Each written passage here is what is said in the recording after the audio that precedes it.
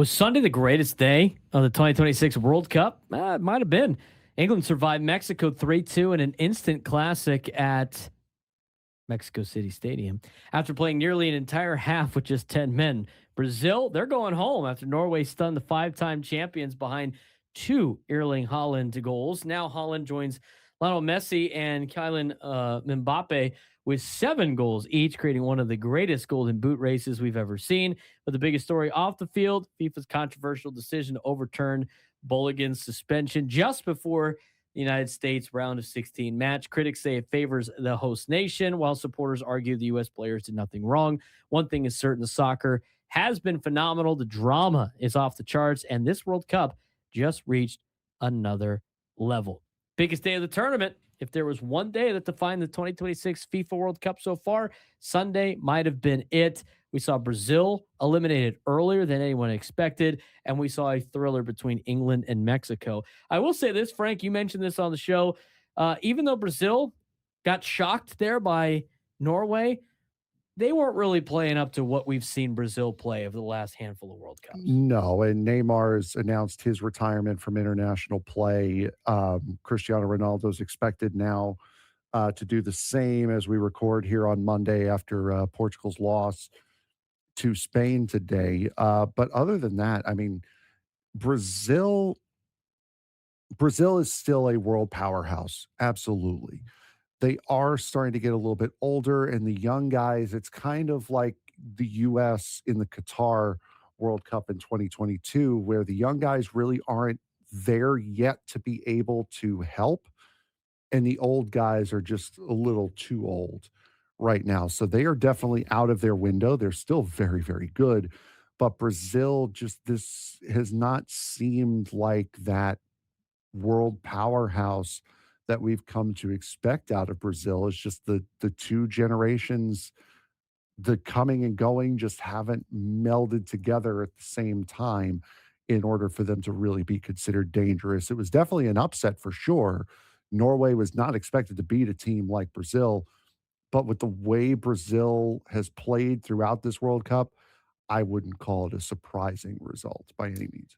England 3-2 victory over Mexico instantly became one of the greatest matches of the tournament. They're playing inside historic Mexico City Stadium, or Estadio Azteca, in front of more than 80,000 passionate Mexican supporters.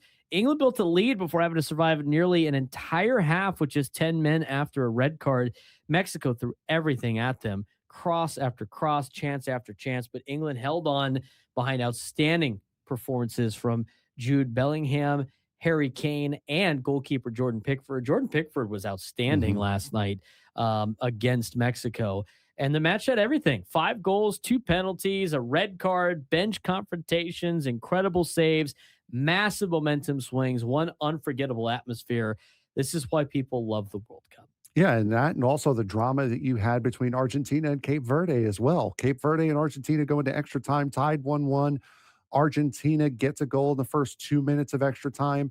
Just before you go into the extra time, halftime, uh, Cape Verde scores again to tie the game up, and then it's an own goal of all the things. It's an own goal that knocks Cape Verde out. Would have been very, very interesting to see what would have happened, especially the fallout if Argentina were to have lost that match in penalties. So this last week, we saw two unbelievable matches in this World Cup. Teams are chasing the trophy, but another incredible storyline is unfolding. The Golden Boot race may become the greatest we've ever seen. Haaland, Messi, Mbappe, all tied with 7 goals. Normally 6 goals is enough to win the award. This year, 7 goals isn't even leading outright, with multiple matches still remaining for each superstar. History is within reach. How do you see this one playing out?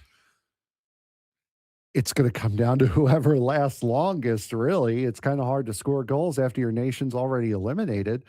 Um, it's really impressive, the stars and how the star power has come out in this World Cup. Erling Haaland has done exactly what he's done with Manchester City for all these years.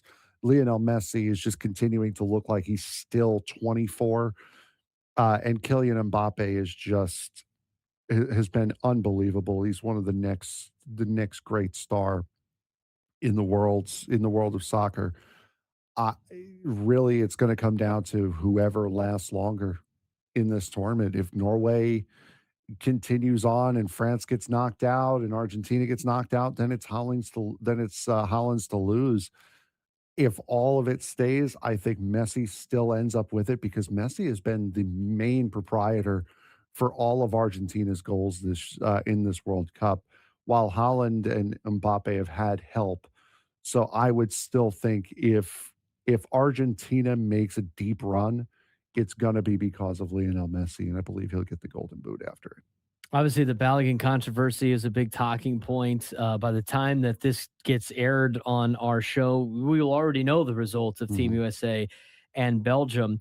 But the decision, obviously, from FIFA to reverse the red card issued to Balogun, which ultimately makes him available to play in their match against Belgium. Again, I mean, when this airs after the game, he could have a terrible game and Yep. cost them the game. We don't know what the results are. I think a lot of people are upset with the fact that it benefits a host nation at this point. But when you look at the how this red card came about, when you look at the fact that the ref, according to FIFA, did not follow procedures for the red card as according to the rules, and when he has, and I didn't even realize this, he had been investigated in the past for match fixing and other problems. It leads to FIFA having to look at it themselves. They determined that it wasn't enough to be a red card after the fact, and therefore Balogun is available to play.